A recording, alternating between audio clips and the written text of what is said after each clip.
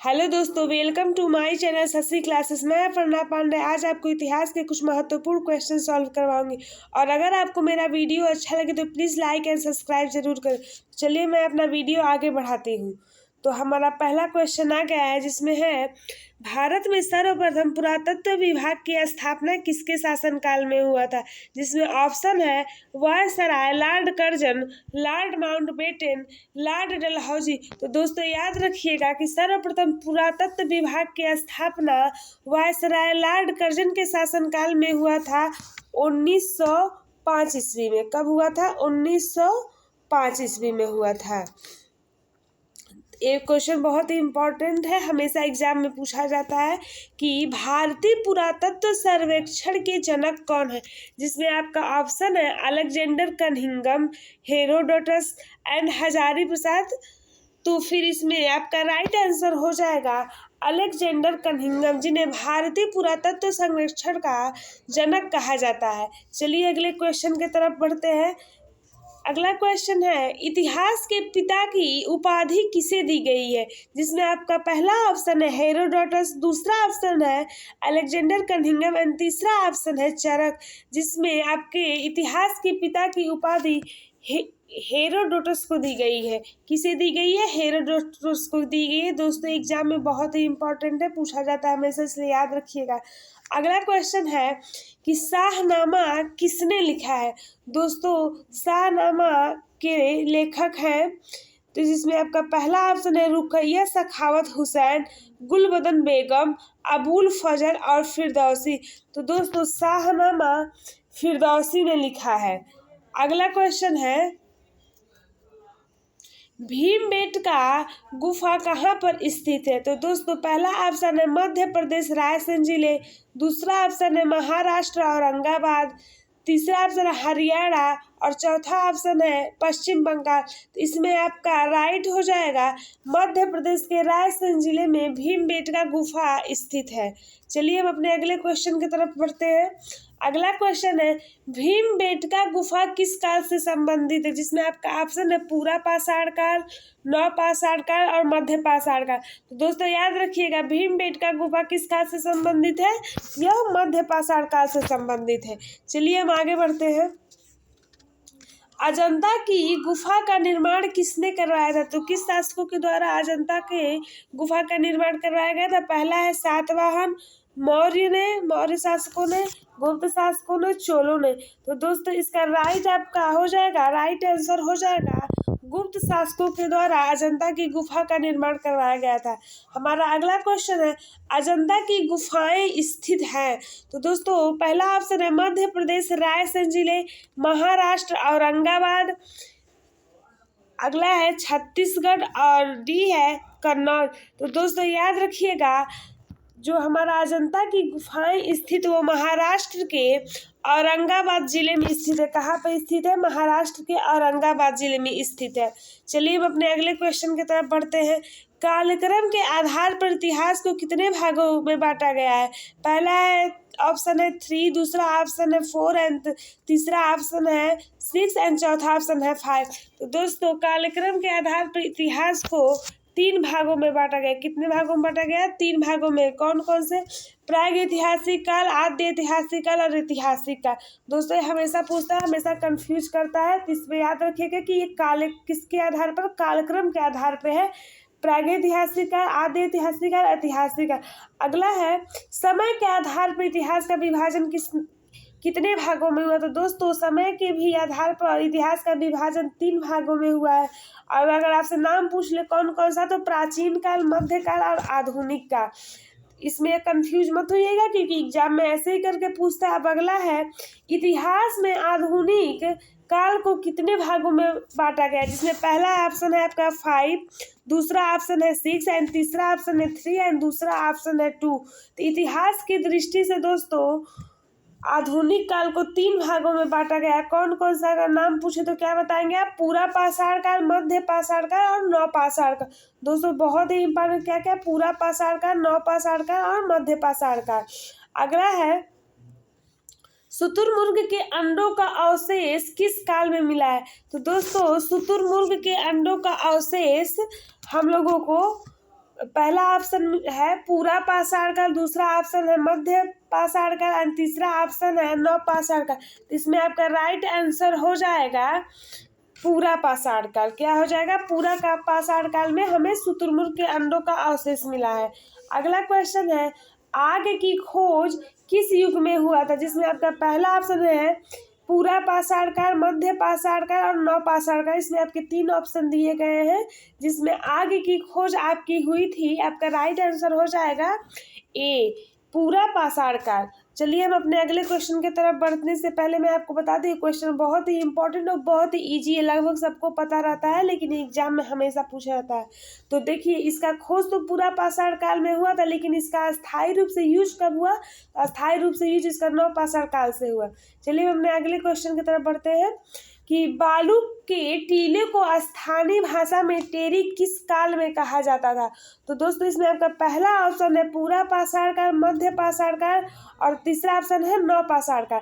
दोस्तों याद रखिएगा पहले तो बालू के टीले को क्या कहा जाता था? स्थानीय भाषा में टेरी कहा जाता था। ये भी पूछ सकता है कि बालू के टीले को क्या कहा जाता था? तो टेरी कहा जाता और किस काल में कहा जाता था?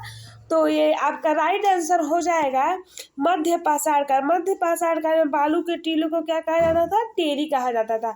अगला क्वेश्चन है कपड़े का सर्वप्रथम निर्माण के प्रथम साक्ष्य कहाँ से प्राप्त होगी? कपड़े का सर्वप्रथम निर्माण कहाँ हुआ था? किस काल में हुआ था? इसके प्रथम साक्ष्य कहाँ से प्राप्त हुए थे?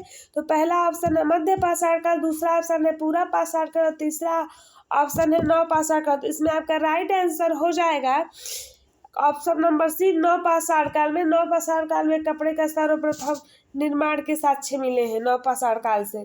अगला क्वेश्चन है कृषि के प्राचीनतम साक्ष्य जिसमें गेहूं की 3 और जौ की, सॉरी दोस्तों यहाँ पे जो नहीं जौ रहेगा, जौ की 2 किस्मों की खेती का साक्ष्य किस काल से प्राप्त हुए?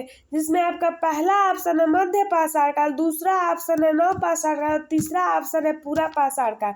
जिसमें आपका राइट ऑप्शन हो जाएगा ऑप्शन नंबर बी नव पाषाण काल। तो दोस्तों पहले इसलिए तो याद रखिएगा कि कृषि के प्राचीनतम साक्ष्य कहाँ से मिले हैं? नव पाषाण काल से। और उसमें गेहूं के कितने किस्मों की? 3 और जौ की 2 किस्मों की खेती के साक्ष्य मिले। इस तरह से क्वेश्चन पूछ सकता है जो बहुत ही इंपॉर्टेंट है। तो आप इसे याद रखिएगा और वीडियो में दोस्तों लास्ट तक बने रहिएगा। प्लीज़ लाइक एंड सब्सक्राइब जरूर कर दीजिएगा दोस्तों। अगला क्वेश्चन है खानाबदोश, आखेटक आदि मानव किस काल की मुख्यता है? तो आपका पहला ऑप्शन है मध्य पाषाण काल, दूसरा ऑप्शन है पूरा पाषाण काल और तीसरा ऑप्शन है नव पाषाण काल। तो इसमें आपका राइट आंसर हो जाएगा दोस्तों पूरा पाषाण काल। पूरा पाषाण काल के लोगों को हम लोग आदि मानव कहते थे, जो अपना खानाबदोश जीवन जीते थे, इधर उधर घुमंतु जीवन जीते थे और आखेट पे इनका जीवन निर्धारित था। इसमें आपका राइट हो जाएगा पूरा पाषाण काल। चलिए अगले क्वेश्चन की तरफ बढ़ते हैं। छोटा हथियार अंत्येष्टि संस्कार किस काल की मुख्यता है? जो लोग छोटे हथियार रखते थे और अंत्येष्टि संस्कार यानी कि दाह संस्कार क्रियाक्रम करना जान गए थे, वो किस काल की मुख्यता है? किस काल के लोग करते थे? तो आपका पहला ऑप्शन है पूरा पाषाण काल, दूसरा ऑप्शन है मध्य पाषाण काल और तीसरा ऑप्शन है नव पाषाण काल। तो इसमें आपका राइट आंसर हो जाएगा ऑप्शन नंबर बी मध्य पाषाण काल। मध्य पाषाण के लोग अंत्येष्टि संस्कार करते थे और छोटा हथियार रखते थे। दोस्तों ये क्वेश्चन बहुत ही ज़्यादा मोस्ट इम्पॉर्टेंट है एग्जाम के पॉइंट ऑफ व्यू से, इसे आप जरूर ध्यान रखिएगा। अगला क्वेश्चन है अस्थायी आवास, कृषि, पशुपालन, पहिया का आविष्कार किस काल का मुख्यतः है? दोस्तों ये भी क्वेश्चन मोस्ट वेरी इंपॉर्टेंट है, इसे भी आप लोग ध्यान में रखिएगा। जिसमें आपका पहला ऑप्शन है नव पाषाण काल, दूसरा ऑप्शन है मध्य पाषाण काल और तीसरा ऑप्शन है पूरा पाषाण काल। जिसमें आपका राइट आंसर हो जाएगा नव पाषाण काल। नव पाषाण काल के लोग क्या करते थे? पहिया का आविष्कार कर लिए थे, जिससे उनको यहाँ से दूसरे जगह एक जगह से दूसरे जगह जाने में उनको सुविधा हो गई थी। पशुपालन करते थे। सबसे पहले इन्होंने कुत्ते को पालन किया था, सबसे पहला पशु कुत्ते का पालन किया था। कृषि करने लगे थे और कृषि करने की वजह से इनमें अस्थायी आवास का विकास हुआ था। चलिए हम अपने इसमें आपका राइट हो जाएगा, क्या हो जाएगा? नव पाषाण काल। चलिए आगे बढ़ते हैं। ये भी बहुत ही इम्पोर्टेंट क्वेश्चन है दोस्तों। ताम्र पाषाण काल में किसका खोज हुआ था? पहला है लोहा, दूसरा है तांबा और तीसरा है कांसा। तो दोस्तों ताम्र पाषाण काल में आपका किसका खोज हुआ था? तो आपका ऑप्शन नंबर बी सही हो जाएगा, तांबा का खोज हुआ था। अगला क्वेश्चन है आद्य ऐतिहासिक काल के जनक कौन है? पहला ऑप्शन है जॉन मार्शल, दूसरा ऑप्शन है अलेक्जेंडर कनिंघम और तीसरा ऑप्शन है हेरोडोटस। तो दोस्तों इसमें आपका सही ऑप्शन हो जाएगा जॉन मार्शल। इन्हें आद्य ऐतिहासिक काल का जनक माना गया है। चलिए हम अपने अगले क्वेश्चन की तरफ बढ़ते हैं। राष्ट्रीय अभिलेखागार कहाँ पर स्थित है? तो दोस्तों इसमें आपका पहला ऑप्शन है नई दिल्ली, दूसरा ऑप्शन है मुंबई और तीसरा ऑप्शन है कोलकाता और चौथा ऑप्शन है हैदराबाद। तो इसमें आपका राइट आंसर हो जाएगा दोस्तों नई दिल्ली। राष्ट्रीय अभिलेखागार कहाँ स्थित है? नई दिल्ली में स्थित है।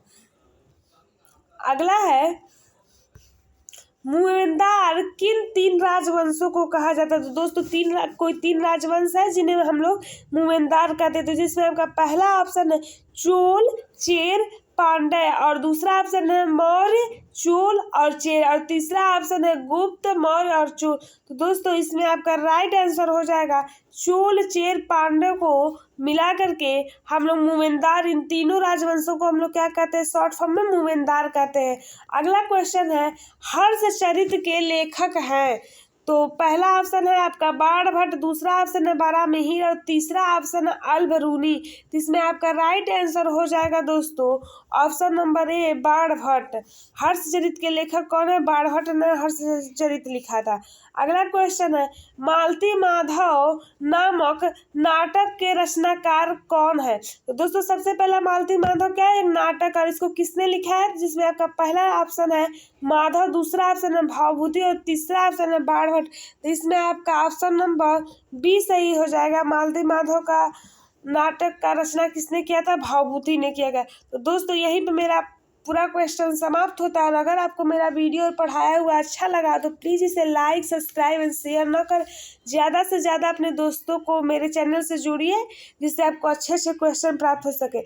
मैंने 2 क्वेश्चन टेस्ट सीरीज रखा था जो आप लोग कमेंट बॉक्स में बता सकते। तो इसमें पहला क्वेश्चन है कृषि के प्राचीनतम साक्ष्य जिसमें गेहूं की 3 और जौ की 2 किस्मों को खेती का साक्ष्य किस काल में मिला? यानी कि बताइए दोस्तों इसमें किस में मिला है, किस काल में मिला है गेहूं की 3 और जौ की 2 किस्मों को? अगर आप ध्यान से पढ़े होंगे तो जरूर इसका आंसर दे पाएंगे। और अगला है मध्य पाषाण काल में बालू के टीलों को स्थानीय भाषा में क्या कहा जाता है? दोस्तों अगर आपने अच्छे से वीडियो पढ़ा है तो जरूर इन दोनों क्वेश्चन का आंसर दे पाएंगे।